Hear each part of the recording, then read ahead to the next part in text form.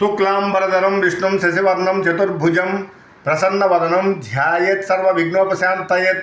గురు బ్రహ్మ గురు విష్ణు గురుదేవో మహేశ్వర గురు సాక్షాత్ పరం బ్రహ్మ తస్మై శ్రీ గురవే నమః. ఆపదాం వార్తారాం దాతారాం సర్వసంపదాం లోకాభిరామం శ్రీరామం భూయో భూయో నమామ్యహం. శ్రీరామ రామ రామేతి రమే రామే మనోరమే సహస్రనామ తత్తుల్యం రామనామ వరాననే. నారాయణం నమస్కృత్య నరం చైవ నరోత్తమం దేవీం సరస్వతీం వ్యాసం తతో జయముదీరయేత్. హారి విభోం పరమేశ్వర స్వరూపమైన సభకు నమస్కారం. నిన్నటి రోజు ఇంద్రుడు త్రిగణ శుద్ధిగా పరిపాలన చేస్తూ ఉంటారు దగ్గర మనం భారతాన్ని ఆపాం. తదుపరి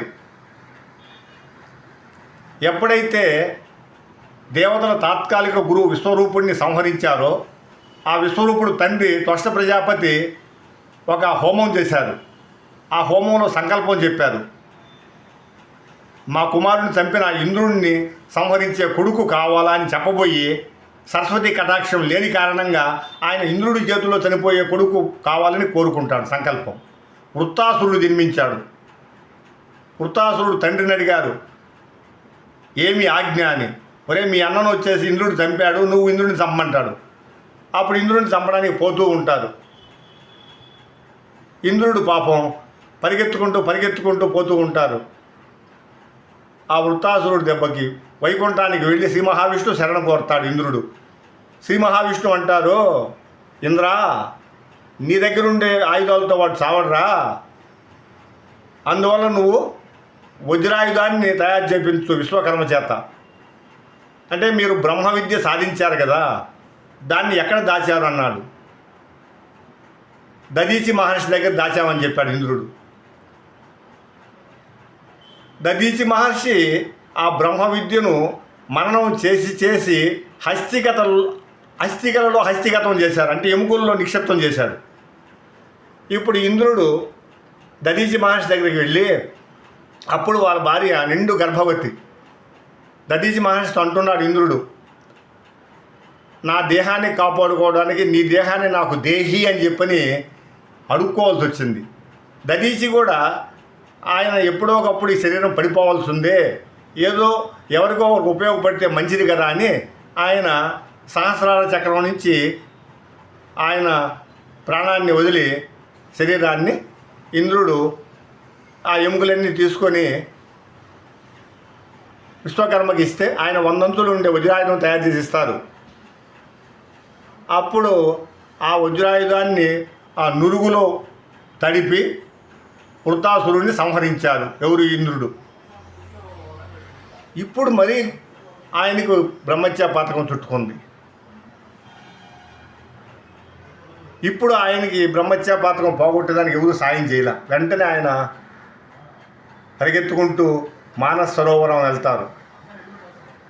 అక్కడ ఆయన ఇనికేత బ్రహ్మత్య పాతకం కూడా బయలుదేరి ఆ మానస సరోవరం ఒడ్డును కూర్చుంటుంది. ఇంద్రుడు మానస సరోవరం లోపలికి వెళ్ళి తామర తూడులు తింటూ ఆయన 1000 సంవత్సరాలు శ్రీ మహావిష్ణువు గురించి తపస్సు చేశారు. ఈలోగా ఇంద్రుడి సింహాసనం ఖాళీగా ఉంటే మళ్ళీ రాక్షసులు దండయాత్ర చేస్తారని చెప్పని బృహస్పతి ఆయన తాత్కాలికంగా 100 అశ్వమేధ యాగాలు చేసిన ఆ చక్రవర్తిని ఆయన తాత్కాలికంగా ఇంద్రస్థానంలో కూర్చొని పెడతారు. ఎవరైతే తాత్కాలిక ఇంద్రుడు ఆయనకి ఒక కోరిక కలిగింది. ఇంద్రుడు భార్య శచీదేవి కూడా తనదేనని చెప్పని ఆమెకు వర్తమానం పంపాడు. ఈ సంగతి తెలిసిన శచీదేవి బృహస్పతిని ఆశ్రయించింది. బృహస్పతి అన్నారు, ఆయన్నే నీ అంతఃపురానికి రమ్మని చెప్పు, 7 ఋషుల చేత పల్లకి మోపించి పల్లకిలో రమ్మని చెప్పంట వర్తమానం పంపించింది. అప్పుడు కామందుకారుడైన ఆ తాత్కాలిక ఇంద్రుడు ఆయన 7 ఋషుల చేత పల్లకి మోపిస్తూ ఆ పల్లకిలో కూర్చొని ఆయన శచీదేవి పొందడానికి పోతూ ఉంటే ఆ కాలంలో 7 ఋషుల్లో ఒకరైన అగస్త్య మహర్షి పొట్టివారు. ఆయన అడుగు పెద్దది పడదనమాట. ఇంద్రుడు ఆయన తొందరగా పోయే క్రమంలో అగస్త్య మహర్షి డొక్కలో కాలుతో తంతాడు. సర్ప సర్ప సర్ప అంటాడు, అంటే తొందరగా పద పద పద అంటాడు. ఆయనకి కోపం వచ్చింది. నువ్వు పోయేదే పాడు పనికి పోతున్నావు, మా చేత పల్లకి మోపిస్తున్నావు, మళ్ళీ నన్ను డొక్కలో తంతావా? నువ్వు పొట్టివాడిని, పెద్ద అడుగు పడదు. నువ్వు సర్ప సర్ప అన్నావు కాబట్టి నువ్వు పెద్ద సర్పం అయ్యి కొండ చిలువ అయ్యి భూలోకంలో పడిపోవదవు గాక అని శాపం పెడతాడు. అప్పుడు ఆయన అరణ్యంలో అప్పుడు పశ్చాత్తాపడి ఆయన అడుగుతాడు, నా శాప విమోచన చెప్పమంటే. పాండవులు వనవాసం చేసేటప్పుడు భీముడిని నువ్వు చుట్టుకో, నువ్వు శాపం కారణంగా కొండ చిలువ అయ్యావు కాబట్టి భీష్ముడు 1000 ఏనుగుల బలం ఉన్నా కానీ ఆయన నిన్ను విడిపించుకోలేడు. అప్పుడు ధర్మరాజు గారు వస్తారు, ఆయనకి కొన్ని ప్రశ్నలు సంధించు, అప్పుడు ఆ ప్రశ్న సమాధానం చెప్తే భీముడిని వదిలేసాయి, అప్పుడు నీ శాప విమోచన అయిపోతే మళ్ళీ నువ్వు స్వర్గంలోకి రావచ్చు అని చెప్పని అగస్త్య మహర్షి చెప్తారు. ఆ విధంగా ఆయన ఆ రోజు నుంచి పాండవులు వనవాసం చేసేంత వరకు, అంటే కృతయుగంలో జరిగిన ఘట్టం ఇది.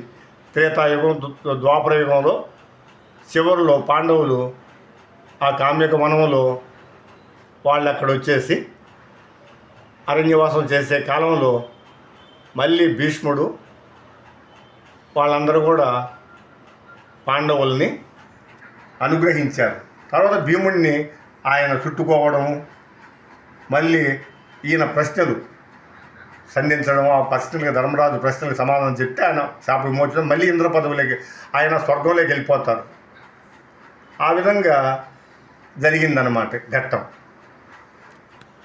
తదుపరి వృత్తాంతాన్ని నేను మీకు తెలియజేస్తాను. సర్వం శ్రీ ఉమామహేశ్వర పరబ్రహ్మార్పణమస్తు. స్వస్తి.